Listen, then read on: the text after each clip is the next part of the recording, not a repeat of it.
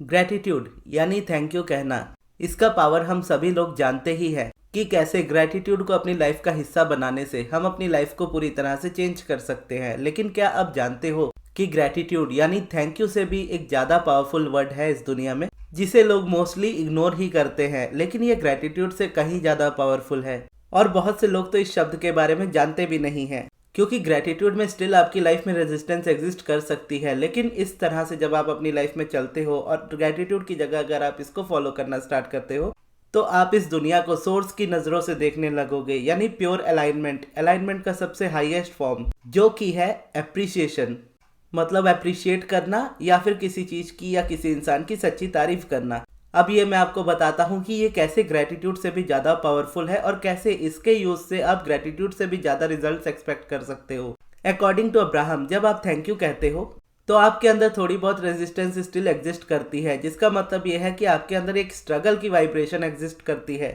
जैसे हम कहते हैं थैंक यू यूनिवर्स, मुझे मेरा स्पेसिफिक पर्सन मेरी लाइफ में मिल चुका है। अब मान लीजिए ये थैंक यू की तरह पे आप इसको इस्तेमाल कर रहे हो ग्रैटिट्यूड के रूप में। अब इसमें अब्राहम कहती है कि जब आप इस तरीके से सेंटेंस को यूज करते हो तो कहीं ना कहीं आप अपनी स्ट्रगल को रिप्रेजेंट करते हो कि मैं इतने टाइम से किसी चीज के लिए कोशिश कर रहा था जो मेरी लाइफ में नहीं थी, लेकिन फाइनली आज वो चीज मुझे मेरी लाइफ में मिल चुकी है। इसके लिए मैं आपको थैंक यू कह रहा हूँ। जिसका मतलब अब्राहम ये एक्सप्लेन करती है कि इस तरीके का होता है कि कोई चीज आप अपनी लाइफ में एक्सपेक्ट नहीं कर रहे थे कि वो चीज हो सकती है आपकी लाइफ में, यूनिवर्स ने कोई करिश्मा या कोई जादू कर दिया जिससे आपकी लाइफ में वो चीज आ गई। अब उसके लिए आप यूनिवर्स को थैंक यू बोल रहे हो। लेकिन अब्राहम क्या कहती है, whenever you ask it is always given, यानी जब भी आप मांगते हो यूनिवर्स आपको उसी वक्त वो चीज दे देता है। अब यूनिवर्स का यही नेचर है। जब यूनिवर्स का नेचर ही है आपको देना, तो यूनिवर्स को फिर थैंक यू किस चीज का? अगर यूनिवर्स का नेचर ही है देना, तो आप यूनिवर्स को थैंक यू ना भी बोलो तो भी वो देगा।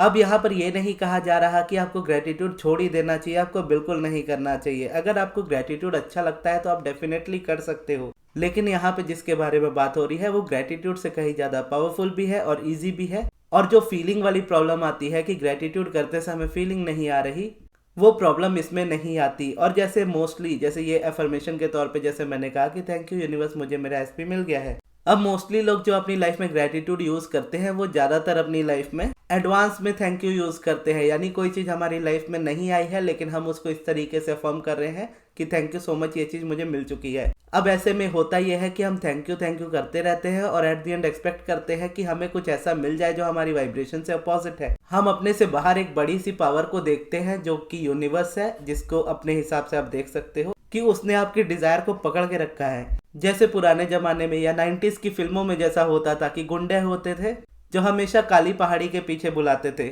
और हीरो या फिर जो बिजनेसमैन होता था, अमीर आदमी उस मूवी का, वो एक सूटकेस भर करके पैसे लेकर के जाता था काली पहाड़ी के पीछे, और सामने से जिसको उन्होंने किडनैप किया होता है गुंडों ने, उसकी गर्दन या उसकी कॉलर से पकड़ के उसको सामने लेकर के आते हैं और जिससे पैसे लेने होते हैं उसको दिखाते हैं कि एक हाथ से पैसे दो, एक हाथ से अपना आदमी लो।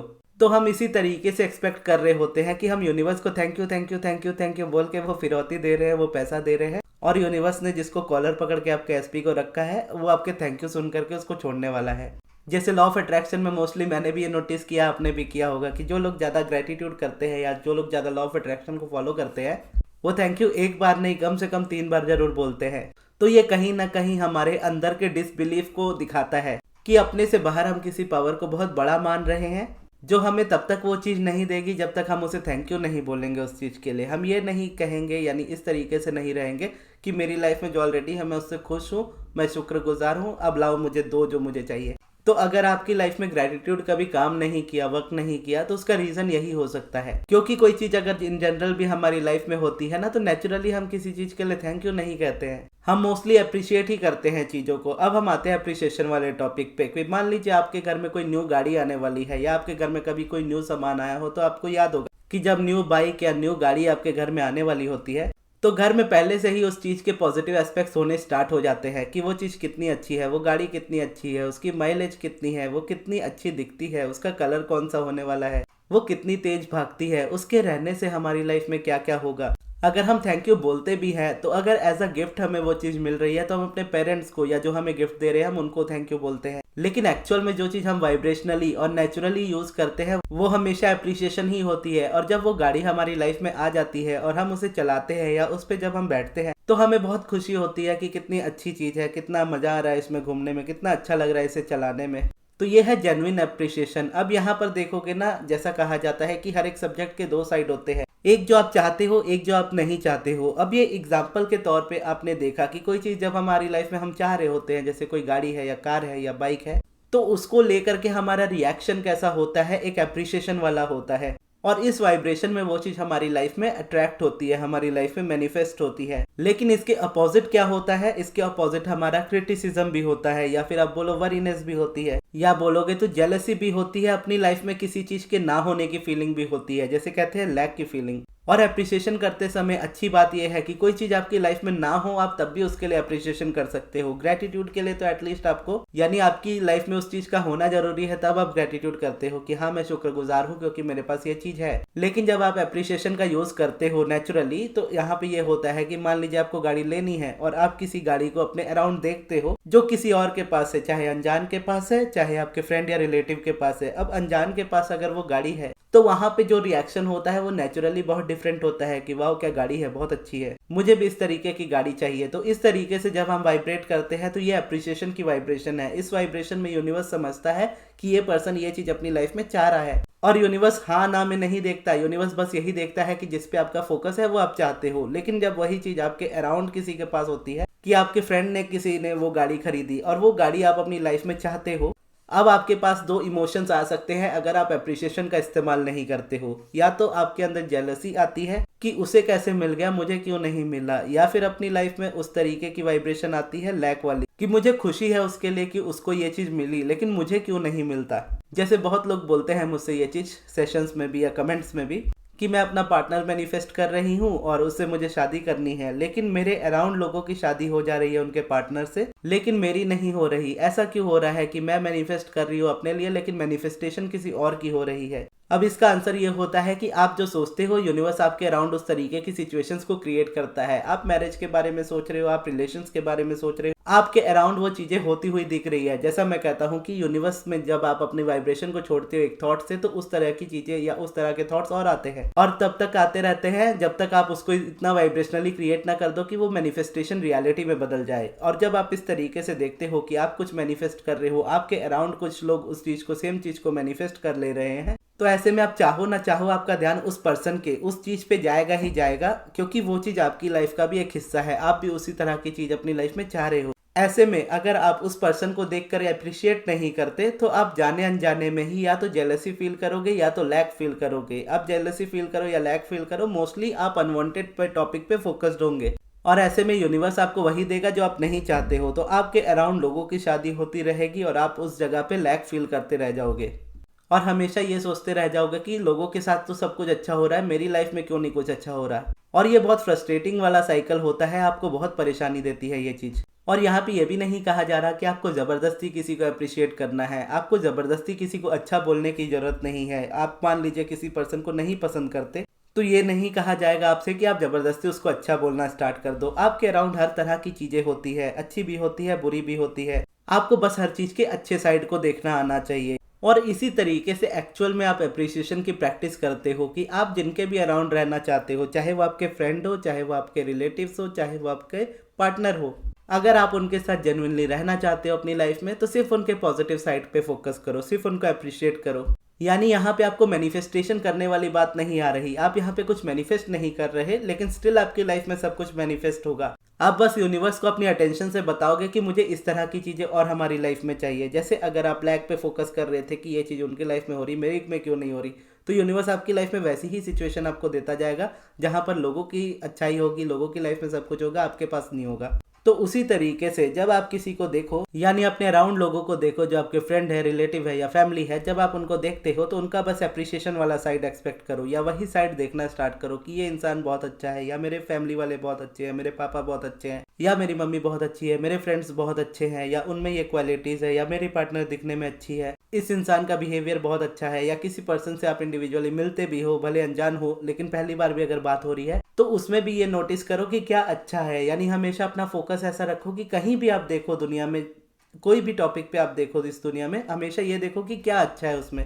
क्योंकि बुरा देखने के लिए तो पूरी दुनिया बैठी है और देख भी रही है, और वही देख करके अपनी लाइफ में वो मैनिफेस्ट भी कर रही है। लेकिन आप अगर यहाँ पे डिफरेंट होना चाहते हो, डिफरेंट मैनिफेस्ट करना चाहते हो, तो फोकस यहाँ पे चेंज होना चाहिए। ऐसे में जब आप अपने अराउंड सभी लोगों को, सभी चीज़ों में आप जब पॉजिटिविटी देखना जा रहे हो, यानी उस जगह पे आपको पॉजिटिविटी देखनी भी तभी है जब वो एक्चुअल में है। यानी अगर आपकी फैमिली वाले अच्छे हैं और सपोर्टिव है तभी आप उनको बोलोगे कि हाँ वो सपोर्टिव है। जब वो सपोर्टिव ही नहीं होंगे तो आप उनको कैसे बोलोगे। लेकिन स्टिल वो हो सकता है सपोर्टिव ना हो, लेकिन उनमें कोई और क्वालिटी हो सकती है, आप उस क्वालिटी को देख करके बोल सकते हो कि हाँ ये चीज़ इसमें अच्छी है। अगर उसमें कुछ भी अच्छा नहीं है तो उसको छोड़ करके जिसमें अच्छा है उसमें देखना है। अनवांटेड से ध्यान हटाने का यही एक तरीका है। या तो जो अनवांटेड टॉपिक है, यानी जो टॉपिक है उस पे जो अनवांटेड फोकस है उसको हटा करके वांटेड वाली चीज में ले आओ, अगर आप उस जगह पे चाह रहे हो। लेकिन अगर आप नहीं कर पा रहे हो किसी रीजन से ये चीज, या किसी में अच्छाई देखना चाहते हो लेकिन अभी के लिए अच्छाई नहीं नजर आ रही, तो उस पर्सन से हट करके आप दूसरा पर्सन ढूंढोगे जिसपे आपको पॉजिटिविटी देखोगे।